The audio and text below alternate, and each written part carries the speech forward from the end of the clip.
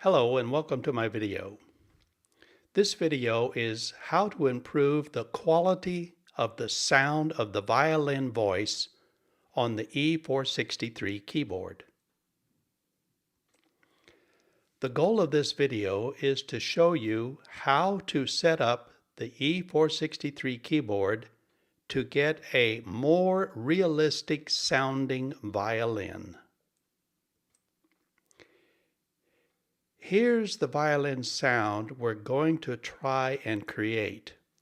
I have shot a video of a girl playing Pachelbel's Canon, a violin solo, on my iPhone, and I'm simply going to play you a little bit of that video now.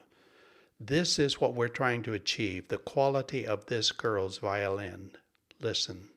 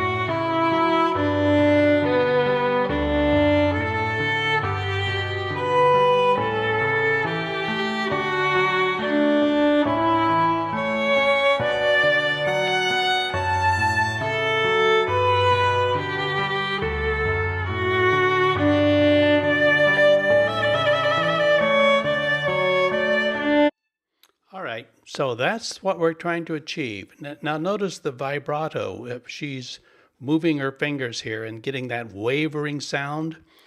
And also notice that, the violin doesn't instantly start playing the minute she moves the bow. It takes a while for the sound to come up. That's called the attack. And it also takes a while for the sound to decay away. That's called the release. And we're going to be working on that.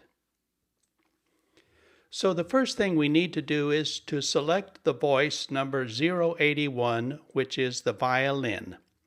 And on your keyboard screen, this is what you should be seeing. 081, violin. We're going to change 3 different settings on this violin voice to make it sound more like a real violin.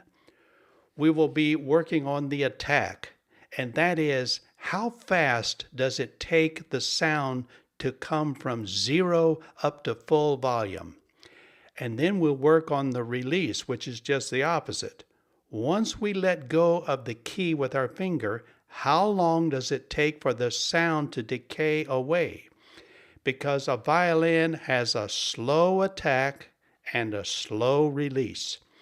And then to get that wavering sound, we're going to use something called the Rotary SP. And that stands for the rotary speaker. What it does is, imagine that we were sending the violin sound through a speaker system, and that speaker spun around and rotated. That's called a Leslie speaker, and I used to have one of those in one of my organs. We're going to create that Leslie speaker sound, and that's how we'll get that wavering tone that the violin player gets by moving their finger back and forth. To set the attack and release, press the knob assign button and select number 4 to control the attack and release. So every time you press this button, you're going to cycle from 1, 2, 3, 4, 5, and then it begins again. On your screen, this is what we're looking for. Knob assign number 4. Because knob assign number 4 lets us control the attack with this A knob, and it lets us control the release with this B knob. So sit here and punch this button as you watch the screen, and you want to be on number 4.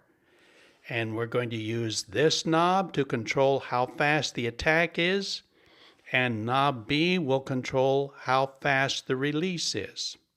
Okay? So we need to lengthen the release so the sound of the violin lingers longer after we take our finger off of the keys. So turn the B knob to about the 3 o'clock position. So this is the B knob, and if you imagine a clock, straight up is 12 o'clock, here would be 1 o'clock, 2 o'clock, and over here to the right is about the 3 o'clock. From trial and error, I have learned that this is a good place to put the release. This sounds pretty good to me. You can experiment it with yourself. You could put it at 2 or 3 or 4. I have found that putting this at the 3 o'clock position works pretty good for me. But that's up to you. Next, we need to slow the attack so it takes the violin longer to come up to full speed. That, once again, that's simulating how a real violin works. So we're going to use the A knob because the A knob controls the attack. When we put the knob in position number 4, this A controls the attack, and we've already set the release using the B. So now you want to put the A knob at about the 2 o'clock position. Okay? So the A knob goes at 2 o'clock and the B knob goes at 3 o'clock. That's how you set the attack and the release. And I just learned this through trial and error. I listened to the real violin, and then I adjusted the attack and the release until I thought it sounded pretty much like a real violin. But once again, this is very subjective. This is what you think it sounds like. Finally, we need to set the DSP rotary speaker setting to create that beautiful wavering sound of a violin. Rotary SP, which stands for rotary speaker, simulates a spinning Leslie speaker, which will vary the frequency of the violin sound, just like a real violin player does with their finger. You know, they wiggle their finger back and forth very rapidly on the fretboard, and that changes the frequency. And so instead of just playing a note like this, da, we get this la, that vibrato. That's and this Leslie speaker, rotary SP, is how we're going to achieve that effect. So you need to press and hold the DSP and then use the rotary dial to select function 04001, rotary speaker. And this is what it should look like.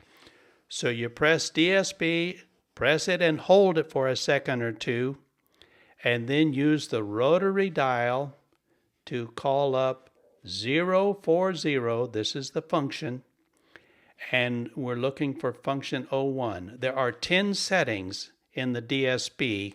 We want this one, setting 01, which is rotary SP. Okay, so that's how we get it turned on. Now, how do we adjust how fast it goes? That's next. Press the knob assign button and select number 3. So now we need to be selecting this. We need to be able to control the DSP with these knobs. And to do that, we do knob assign 3. And you look at your screen and it says knob assign, and you want to see number 3. So now these two knobs, A and B, will control the DSP settings. Just like we used it on setting 4 to control the attack and release, now at setting 3, we're going to be controlling the DSP, which stands for Digital Signal Processing. There's a special computer chip inside our keyboard that lets us change the quality of the sound. So now we will use the A and B knobs to adjust the rotary speaker as you listen to the violin voice. Now, there's no way I can tell you exactly where to set this. You just have to listen to it yourself. So it turns out that the A knob controls the speed of the vibration. In other words, does it go like this? La, ha, ha, ha, ha, ha, ha. Or does it go very fast? La la la la la la la la la la la la la la la la la la la.